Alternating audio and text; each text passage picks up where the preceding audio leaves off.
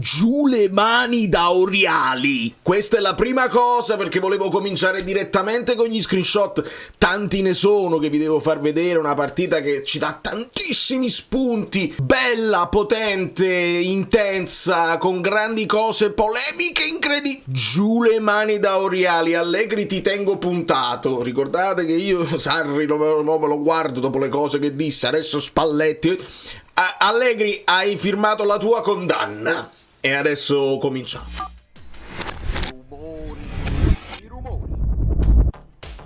Spero veramente. Quanto è venuto lungo questo video? Perché adesso io non lo so, ma lo saprò quando lo posto, quando lo edito. E sono tantissimi gli spunti. Anche la Refcam ci aiuterà tantissimo a parlare degli episodi.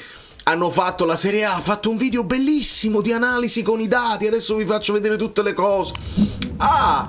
Gianmaria Monaco, do il benvenuto a tutti i nuovi iscritti, anche quelli che non mi possono uscire con i nomi qua perché le privacy, l'opzione della privacy di account YouTube, a volte tu devi spuntare, altrimenti quelli che segui sono nascosti dalla privacy. Io però vedo che state aumentando di nuovo e quindi vi ringrazio. Vi chiedo su questo video qua like e hype, perché io sono in hype. Mi piacerebbe che questo video andasse in hype e voi siete in grado di farlo. E tutti quelli che vedono il video lasciano l'hype, esplodiamo completamente. Proviamoci, vediamo che succede. E ci spostiamo, cerco di andare veloce. Ho riguardato la partita. Alcune cose le prendo dagli highlights perché la qualità è migliore. Quando io riguardo le partite, la qualità è sgranata, quindi così. Però partiamo sempre dal calcio d'inizio, dove è chiaro, la linea di quelli che attaccano lo sappiamo, però io vi invito sempre, per uno sfizio personale, quando guardate le partite, piccoli dettagli che si ripetono e che possiamo vedere. Per esempio, qui mi piace sottolineare il Juan Jesus che va a contrasto insomma va a schermare il portiere che deve fare il suo rilancio, e se un attaccante va, Juan Jesus è tenuto ad andare lì a fare body check per non permettere il primo pressing feroce di Nkunku su Milinkovic-Savic, che può fare il suo lancione. Il Napoli parte forte. Gli accoppiamenti, che poi risultano abbastanza chiari, specialmente nei primi minuti, non sempre vengono confermati durante tutta la partita. Quello che io per divertimento ho chiamato calcio situazionale si sta confermando, perché un Di Lorenzo che va forte su Rabiot, e ci andrà, non sempre lo fa, dipende da molte cose, adesso ve le faccio vedere. In questo caso siamo nemmeno a un minuto di gioco, Neres è andato forte su Pavlovic, qui c'è Lobotka che, seguendo Yashari, si trova a intercettare questo pallone, vedete Politano su Estupignan. In questo caso c'è un po' di distanza tra Di Lorenzo e Rabiot, ma il primo tiro, la prima occasione viene proprio da Lobotka, che poi serve Elmas, che tirerà un tiro centrale che Maignan blocca. Elmas, ho letto un po' in giro, qualcuno ha detto che c'è qualcuno che lo odia e dice giochiamo con uno in meno. Per fortuna non devo dirvelo solo io l'importanza di Elmas, è uscita proprio un'analisi non solo da quelli che poi fanno le cose del Napoli, ma match analyst esterni che parlano di tutte le squadre, e hanno sottolineato quello che fa Elmas, e adesso lo vediamo. Il Milan qualche occasione la ha, specialmente nel primo tempo, questa l'ho ascoltata mentre guidavo, insomma questa è un'occasione dove Milinkovic-Savic la parata la deve fare, c'è una rovesciata in questa zona da parte di Pavlovic, e qua la deviazione di Loftus-Cheek, Milinkovic-Savic qua la parata la deve fare, perché poi tutto il bello di quello che si è preparato, l'analisi tattica,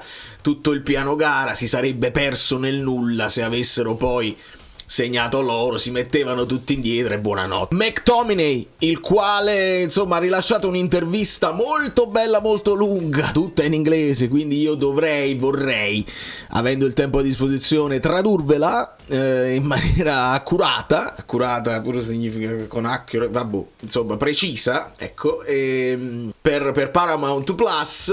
E qua il nostro McTominay, che oramai a tutti gli effetti mediano, però arrivando da dietro riesce ad arrivare alle conclusioni un paio di volte. Questo è il pallone che arriva in profondità. Politano la lascia andare, diventando passivo nel fuorigioco probabile. La recupera Højlund, che comincia la sua partita lukakesca. La presenza di Lukaku, ve l'ho detto già, è importantissima, perché poi è lui il primo ad esaltare i gol degli altri. L'esperienza e il fatto che lui non debba più dimostrare più niente, è chiaro che può esultare, può rendere gli altri più forti, non rappresentano un pericolo per lui. Ha la fiducia dell'allenatore, se Lukaku sta bene Lukaku giocherà, però adesso può fare il leader dalla panchina che esalta anche i compagni quando fanno ottime cose. Questo è il gol di Neres preso dall'alto, e già qua possiamo vedere quello che fa Elmas per liberare le linee di passaggio per Højlund. Ma va? Ma va? È una cosa bellissima che non si vede subito, perché se noi guardiamo la palla vediamo Spinazzola che avanza, punta l'uomo, punta Salemella.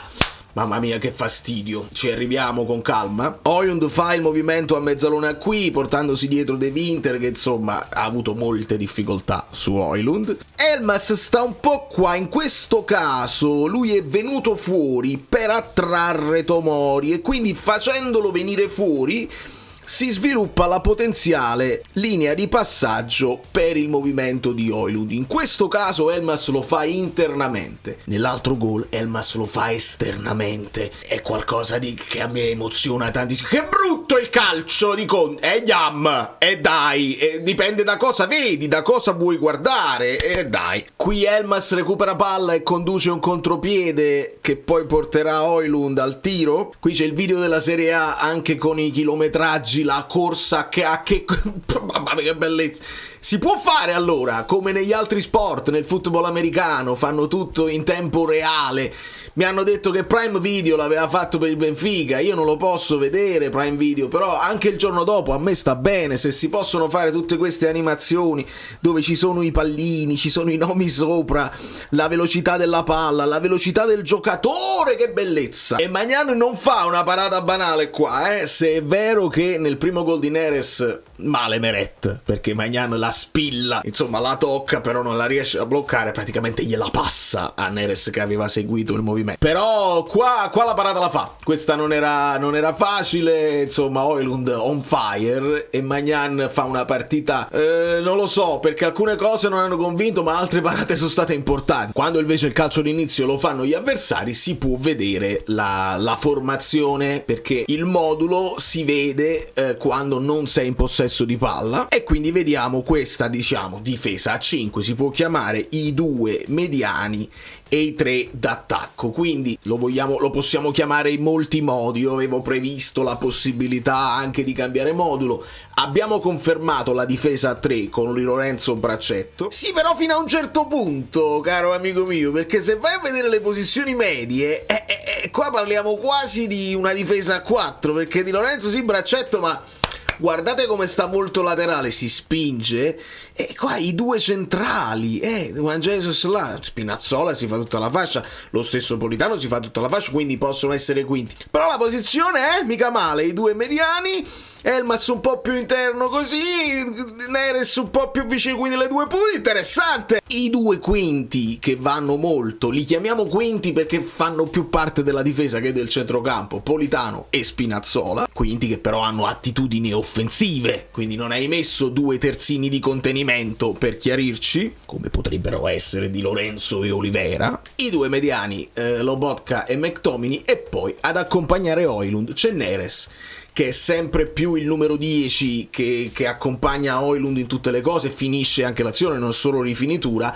e Elmas che aveva questo obiettivo. La sua partita è una partita di grande sacrificio, perché più che andare a prendere, ha toccato pochi palloni, ma più che giocare lui la palla doveva portare fuori Tomori, doveva andare a occupare delle zone e quindi scompaginare quella che è una difesa del Milan che non è con riferimenti a uomo a tutto campo, ma che è più zonale. Qui un bello scambio tra Politano e Neres, che si scambiano, fa una bella cosa Politano, qua Neres la metterà al centro, arriva McTominay che comunque anche da mediano va a riempire l'area, è ritornato in grande forma, che vi devo dire, alcuni giocatori devono riposare, altri no. Poi la differenza tra noi che guardiamo le partite, facciamo delle ipotesi e pensiamo di avere la soluzione in tasca, poi si sbatte contro la realtà che gli allenatori, oltre ad avere tutta l'esperienza del mondo, alcuni più di altri, vedono anche i giocatori in allenamento e sanno, o almeno possono ipotizzare quello che ti possono dare in partita. Poi l'arbitro fischia all'inizio e si vede se il gatto è vivo o è morto, però io mi rendo conto che insomma togliere un McTominay dalla squadra diventa veramente difficile. Qua lui è un po' più avanti, quindi non riesce ad andare al tiro, ma la riesce a smistare all'indietro e arriverà addirittura Rahman, che tirerà al volo un bellissimo tiro che Maignan toglie dal 7. L'ho presa, l'avevo presa, pensavo di averla sottintesa la diapositiva del tiro di Rahmani, che dritto per dritto, ma comunque con un minimo di giro arriva alla conclusione. Qua bella parata di Maignan, ed è qua che succede uno dei fattacci, perché Maignan la para ma non va in calcio d'angolo, la recupera e succede il fatto di Politano. Ma ci arriviamo, voi lasciate il like, noi ci arriviamo. Ecco l'altro gol, quello di Højlund. Questa azione ci ha ricordato subito quella della Fiorentina-Napoli 1-3, dove Højlund viene ispirato proprio da Spinazzola. Qua è bello far vedere che Juan Jesus scarica su Spinazzola e subito indica quella che è la linea di passaggio, la vede subito. A partire di Juan Jesus parliamone. Insomma, vede subito quella linea di passaggio, e quella linea di passaggio diventa ancora più chiara se andate ad allargare l'immagine e vedete quanto è largo in questo caso Elmas. Lo vedete qua accanto a me, venendo in questo caso Elmas sull'ampiezza, Tomori lo deve seguire e si crea tutto ciò, tutta questa libertà, dove il passaggio di Spinazzola è preciso e là poi serve la difesa palla, la mezzaluna precisa, il controllo, il portar palla e il decidere quando tirare. Una cosa meravigliosa. Tenete presente questa immagine, perfettamente sovrapponibile a quella, insomma simile a quella di Spinazzola, sempre per Højlund contro la Fiorentina. Questo sono io qua dietro. Tutto a posto? Io qua pensavo che era il momento del tiro, ma Højlund decise di fare un passo in più, perché qua ovviamente da scuola calcio ci sono due possibilità. I miei allenatori a scuola calcio mi dicevano: quando ti trovi in questa situazione devi sempre incrociare, perché hai un pochino più di spazio, hai più porta. Qua Maignan però vedete che sta facendo, è pronto anche al lancio, a lanciarsi verso il secondo palo, altrimenti se calci sul primo devi andare a cercare il palo alto, cioè il palo alto, il tiro forte sul primo palo ma verso l'alto. Højlund niente di tutto questo, avanza, e arrivando in questa zona a questo punto Maignan chiude il primo palo, e qua non c'era proprio spazio, c'era la possibilità di prenderlo in mezzo alle gambe ma nemmeno lì, perché la palla prenderà un giro pazzesco, cioè è veramente difficile anche da disegnare. Finirà così, che poi prende il palo interno e Maignan la sfiora con la mano, col dito, una cosa, un gol pazzesco. Gli capita ancora, perché non è l'unica occasione, in questo caso il tiro viene un po' strozzato, ma insomma queste sono le famose giocate codificate che tu hai preparato, dici un modo in cui possiamo andare a segnare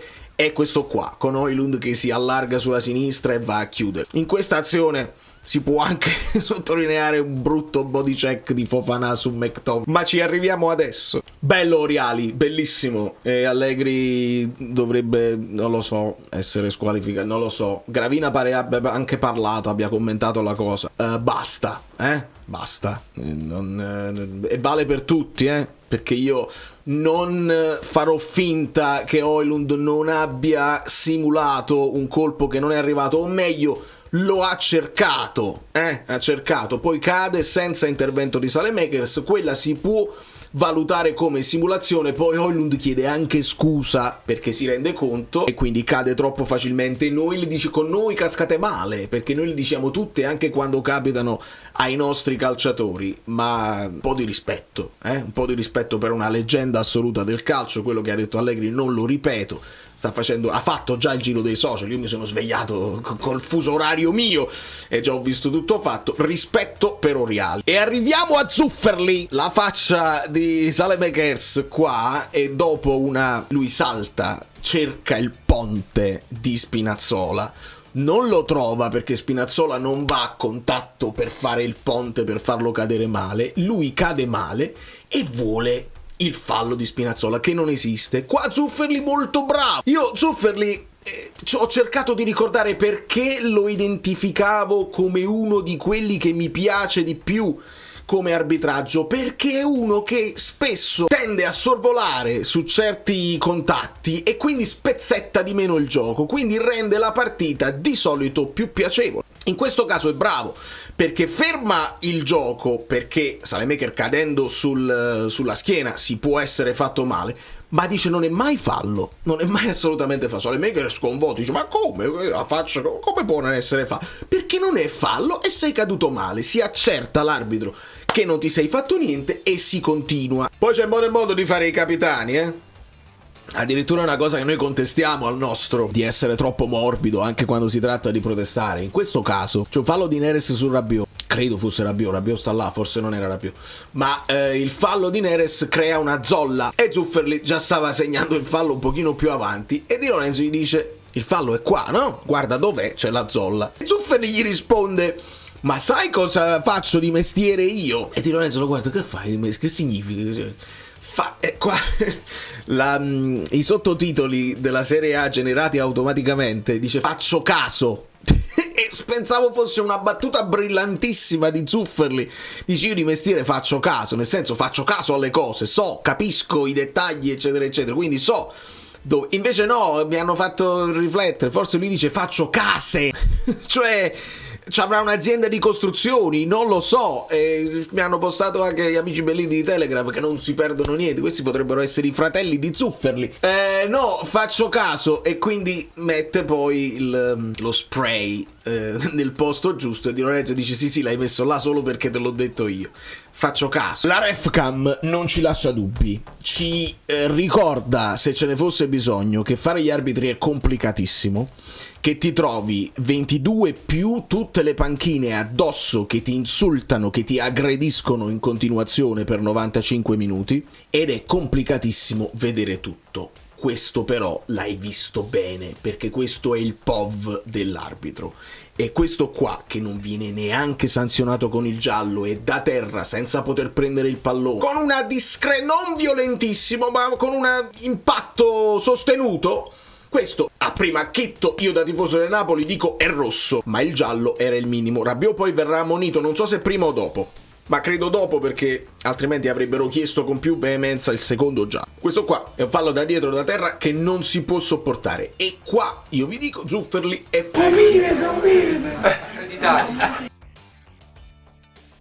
non può avere giustificazioni, perché lo vede molto molto bene e decide di non dare il giallo. Bello vedere come anche McTominay gli conta le volte in cui non ha fischiato, dice it's 3 times, Zufferli lo lascia, dice no vai, e Scott dice no vai, sono 3 volte che non chiami il fallo e non fai quello che dovresti fare. Quindi bello anche vedere lo Scott che si interfaccia un po' in inglese e un po' in italiano. Scott sta imparando l'italiano, un ragazzo che è veramente un ragazzo speciale.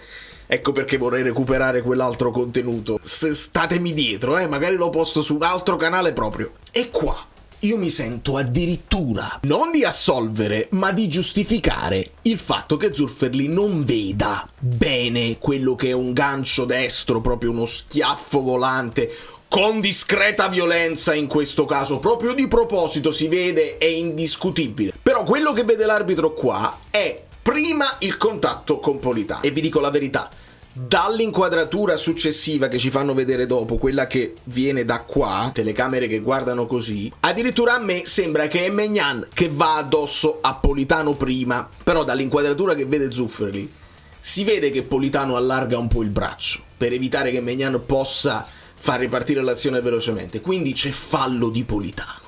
E va benissimo, non mi sembra un fallo da giallo, ma nel momento in cui c'è il fallo di Politano, la sbracciata di Maignan è palese ed è volontaria, non è perché viene preso e quindi così, è proprio volontaria, va verso la fallo. Il problema qua è Zufferli poteva anche non aver capito bene la dinamica, là è il VAR che deve aiutare l'arbitro perché non può avere tutte le inquadrature, e dalla seconda inquadratura non ci sono dubbi.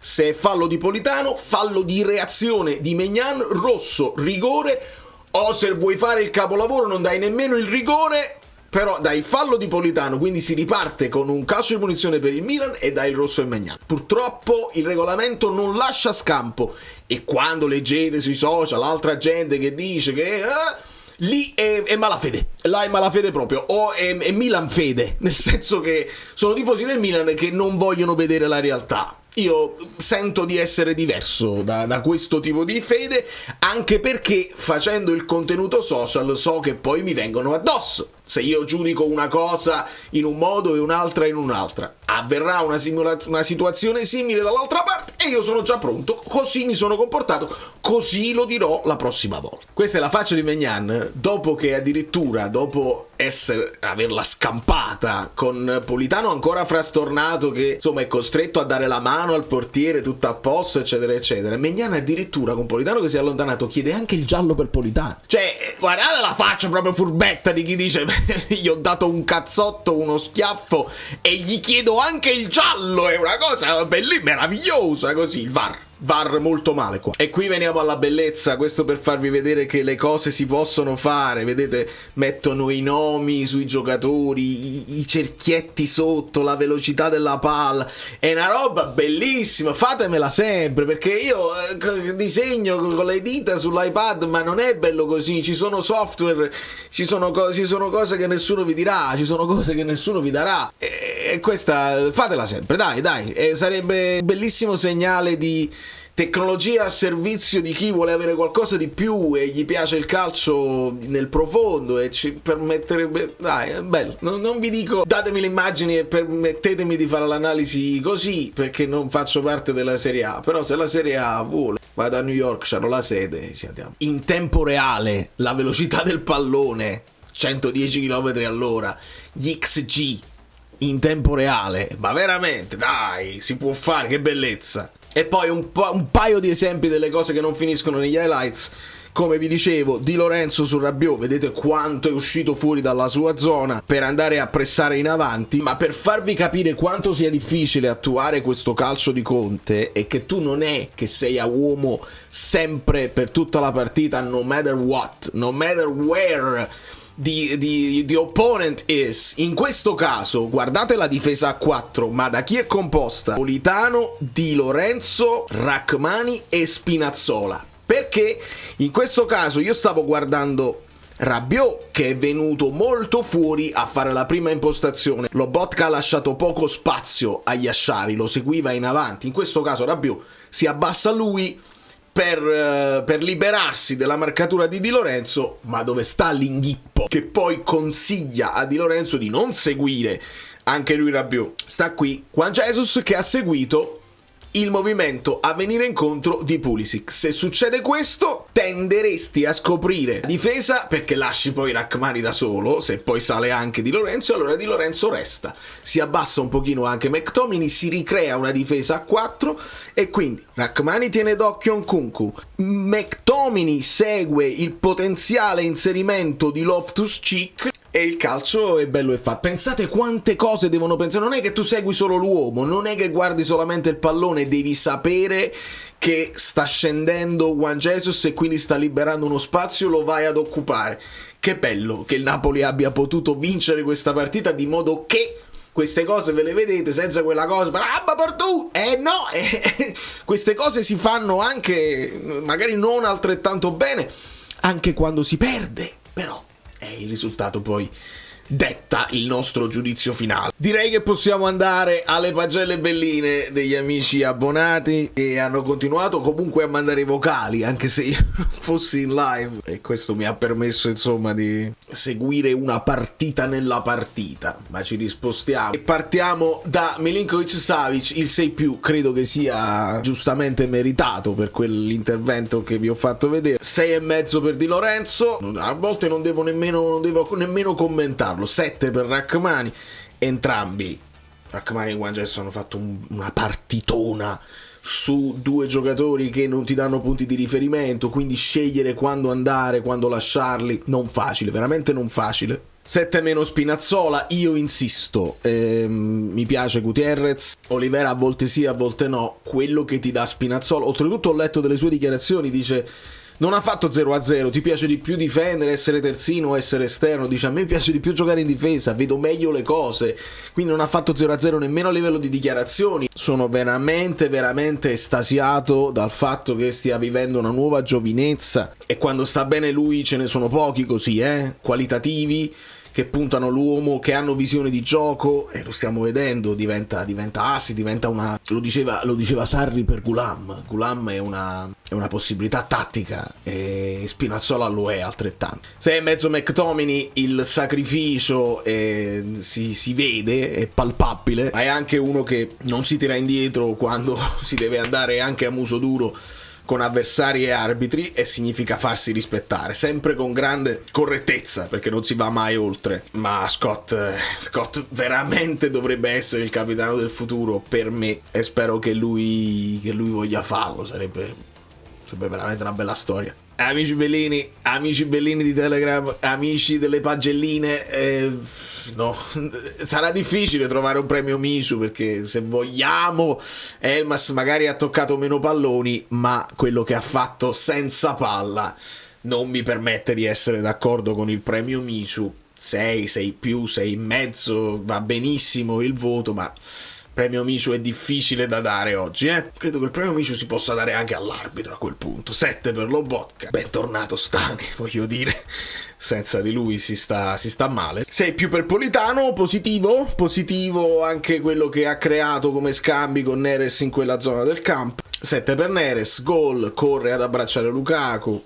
È una nuova coppia che non immaginavamo che potesse nascere, e fa piacere che insomma si sia ritagliato il suo spazio da titolare. È una cosa che noi volevamo e vogliamo vederlo nella continuità, perché Neres ha avuto sempre dei piccoli exploit dove è decisivo e ci sembra un giocatore immarcabile, e poi altri in cui si spegne un pochino. Speriamo possa continuare così, sicuramente sta in fiducia. Il premio Reali è giusto che vada a Højlund, perché io onestamente, ve l'ho detto in tempi non sospetti, che era perfettamente in grado di fare tutto quel lavoro spalle alla porta, che poi abbia anche velocità, esplosività, profondità e finalizzazione, tanto meglio. Però stava lavorando per la squadra, e dalla prima partita io l'ho visto fare. Qualcuno in Italia ha continuato a dire sì, ma c'ha solo la profondità, quel lavoro di Lukaku non lo fa. Mi ritrovavo non d'accordo, e onestamente il ragazzo dà ragione a me.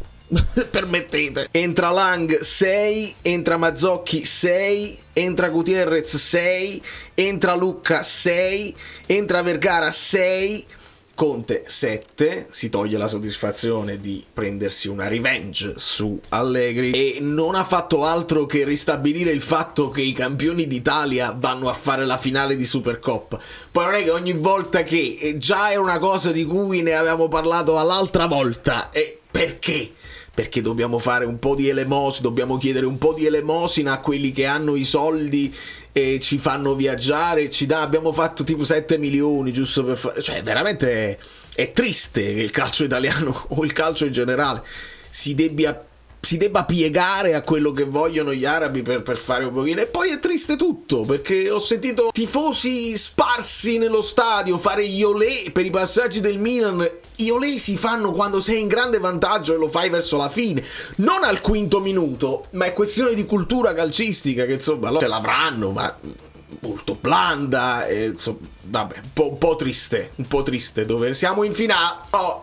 La giustizia vorrebbe che ci finisce il Bologna in finale, e la vincitrice della Coppa Italia con la vincitrice del campionato, e si fa invece no, dobbiamo viaggiare, ci dobbiamo stancare. 4 meno. Se il voto è solo per Zufferli va bene, se ci mettiamo anche il VAR il voto finisce e diventa meno 4, perché lì il VAR doveva aiutare Zufferli.